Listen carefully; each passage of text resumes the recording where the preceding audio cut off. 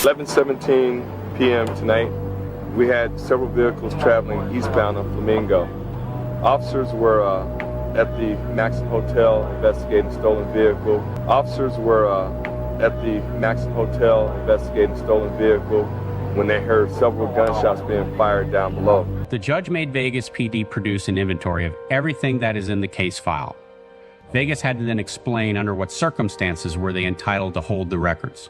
It's obvious they weren't doing anything with this case, but eventually they have to give them something.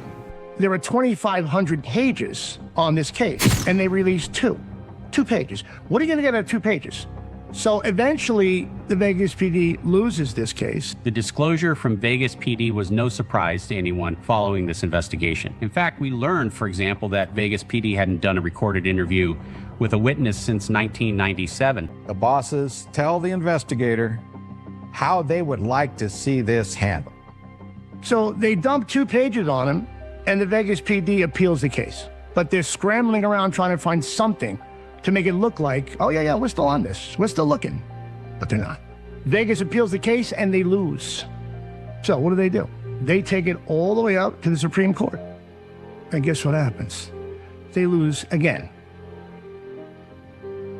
For Donahue, it wasn't so much about getting the documents. He just wanted to prove that this was not an ongoing investigation. When Mr. Donahue received a copy of the 2 pages from the Las Vegas Police Department, one very important thing stood out to me, and that was the allegation by Detective Brent Becker in the report that the Cadillac was actually stolen and then recovered by the Vegas Metropolitan Police Department. In those case files, there actually is an evidence report from a vehicle that was stolen, and the police recovered it about a mile away from the shooting scene. Was it the white Cadillac? Well, that's what the report seems to allege. Why are we not hearing that from the prosecutor in Vegas? Why are we not hearing that from the Metropolitan Police now? Well, if you're Dwayne Davis and you have a defense and they've recovered a stolen vehicle and they've taken fingerprints and palm prints as they alleged that they did on a stolen vehicle, which may have been the Cadillac, the first question the defense attorney is going to ask were Mr. Davis's fingerprints or handprints on the stolen car when you lifted the fingerprints? If the answer to that question is then no, they weren't, you've got a real uphill battle from that point with a jury trying to convince them that Dwayne Davis did anything. Based on police reports that are in the Las Vegas murder file, a car was recovered, but they say that they took fingerprints, latents, all that sort of stuff, and gathered evidence. But if there's no documentation that explains why that police report of that stolen vehicle is in that file, again, a reasonable person would think it's in the file because it has to do with the murder.